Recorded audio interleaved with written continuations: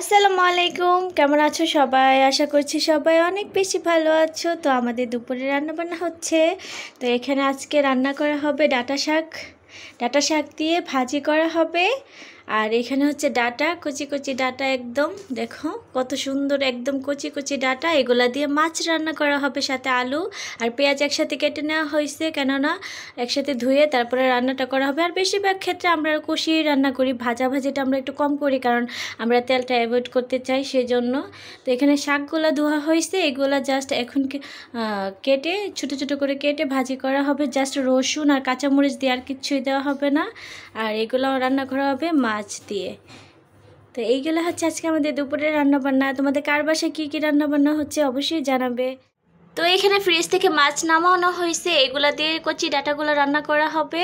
আগে দেখা যায় তো আমি ডাটা শাক খেতাম না, কিন্তু এখন আমি অনেক পছন্দ করি মাছ দিয়ে রান্না করলে। তো এখন এগুলোকে ডিফ্রস্ট করা হবে।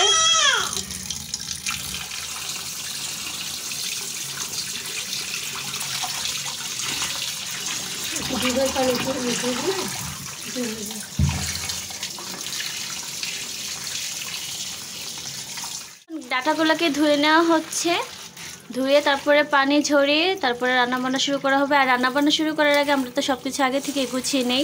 তোমরাও চাইলে এটা করতে পারো, তাহলে রান্নাবান্না তাড়াতাড়ি হয়। দেখছো ডাটাগুলো কত সুন্দর। আর ডাটা কিন্তু খাওয়া উচিত, এটাতে অনেক পুষ্টিগুণ আছে। তো বৃষ্টি হয়ে কী লাভ হইলো বলো তো? এখন দেখো কেমন পাগলা রোদ উঠছে। এই রোদে আবার গরমে অতিষ্ঠ। অলরেডি মাত্র বাজে হচ্ছে তোমার কত, 10টা 18 বাজে, এর মধ্যে এত রোদ, আর সারাদিন কিভাবে যাইব? ভাজির জন্য মরিচ আর রসুন কুচি করা হয়েছে, আর টমেটো কাটা হয়েছে ডাটা শাকের জন্য। সরি, ডাটা শাক না, মানে ডাটার তরকারির জন্য, মাছের জন্য আর কি। তো এইগুলো কেটে নেওয়া হয়েছে, এখন সব কিছু রেডি, জাস্ট এখন রান্নাবান্নার পালা।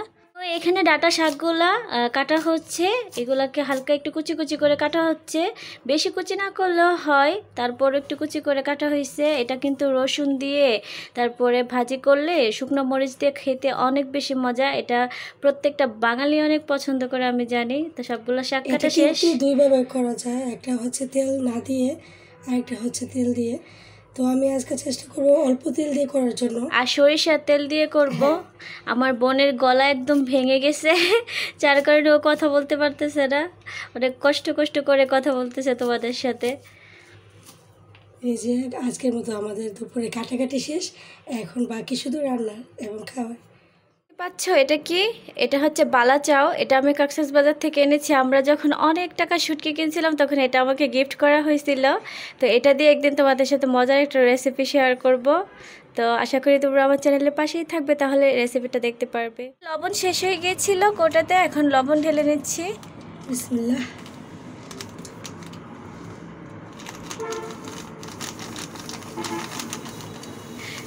তোমরা এই ট্যাঙের কোটা দেখে ভাবতেছো ট্যাঙের কোটাতে আমরা লবণ রাখি। এটা অ্যাকচুয়ালি কাচের জার, যার কারণে এটাতে লবণ রাখলে লবণটা অনেক ভালো থাকে, মানে পানি পড়ার কোনো ইয়ে থাকে, আর জিনিসটা সহজে ক্লিন করা যায়। তো অলরেডি রান্নাবান্না শুরু করে দিয়েছি। এখানে মাছ ভাজি হচ্ছে। আজকে বাসায় হঠাৎ করে তেল শেষ হয়ে গেছে, বাসায় এমন কেউ ছিল না যে সাথে সাথে বাজারে পাঠিয়ে তেল আনবো। তো যার কারণে অল্প অল্প তেলে আজকে সব রান্নাবান্না হবে। তো মাছগুলো ভেজে নিয়েছি, এখন হচ্ছে রসুন কুচিগুলো দিয়ে কাঁচামরিচ দিয়ে দিয়েছি। এখন ভাজিটা করা হবে, যে ভাজিটা দেখিয়েছিলাম তোমাদেরকে, ডাটা শাকের ভাজি। তো এখানে সরিষার তেল দিয়ে দিয়েছি, সরিষার তেল দিয়ে। আর কিন্তু এই ভাজিটা এমনি তো অনেক মজা, বাসায় আমরা তো সবসময় রেগুলার সরিষার তেলই খাই, তোমরা সবাই জানো, যার কারণে সরিষার তেলে দিতে হয়। তাছাড়া মাঝে মধ্যে সয়াবিন তেল আনা হয় ভাজাভাজি করার জন্য। যখন নাস্তা টাস্তা ভাজা হয় তখন তো সরিষার তেলে ভাজা যায় না, যেহেতু তেলটা একটু ঠিক, তো এই কারণে সয়াবিন তেলও আনা হয়। তো এখন আমি শাকগুলো দিয়ে দিচ্ছি। এতগুলো শাক দেখবা যে রান্না শেষে একটু হয়ে গেছে, তারপরে এই শাকগুলো খেতে অনেক বেশি মজা। একটু হয়ে গেলে অল্প অল্প করে সবাই একটু একটু করে খেলে অনেক মজা লাগে, একটু হইলেই। তো এখন আমি শাকটাকে দেখতেই পারলে যে আর কোনো কিছুই দিই না, জাস্ট রসুন কুচি, কাঁচামরিচ, লবণ আর এই শাকটাই। লবণ এখনো দেওয়া হয় না, লবণ একটু পরে দিব, পানিটা জাস্ট ছেড়ে নেক তারপরে। তো শাকটা ওই চুলাতে হতে থাকুক। এখন আমি আরেকটা চুলাতে মানে আরেকটা বার্নারে হচ্ছে মাছটা রান্না করে নেব একসাথে। দুইটা রান্না করলে কি হয় যে রান্নাটা তাড়াতাড়ি হয়ে যাবে।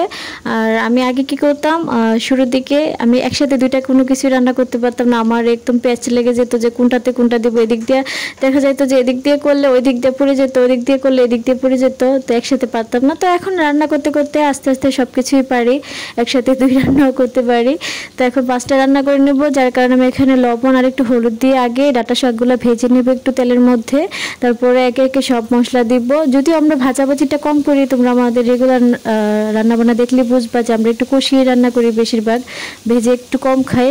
কম খাই বলতে আবার যে একদমই ভেজে খাই না এমন না, একটু কম করা হয় ভাজিটা, বেশি একদম ফ্রাই করা হয় না। কেননা বেশি ফ্রাই করলে দেখা যায় সবজির পুষ্টিগুণ নষ্ট হয়ে যায়, এই কারণে আমরা একটু কষিয়ে রান্না করি বেশিরভাগ। তো আর এদিকে আমি এখন শাকটা আর একটু নাড়িয়ে চাড়িয়ে দিচ্ছি। দেখতে পাচ্ছ যে শাকটা একদম অল্প হয়ে গেছে, রান্না শেষে আরও অল্প হয়ে যাবে। আর রসুন কুচিটা কিন্তু অনেক মজা। এখানে আমি কিছু শুকনো মরিচও ভেজে নিচ্ছি শাকের সাথে খাওয়ার জন্য।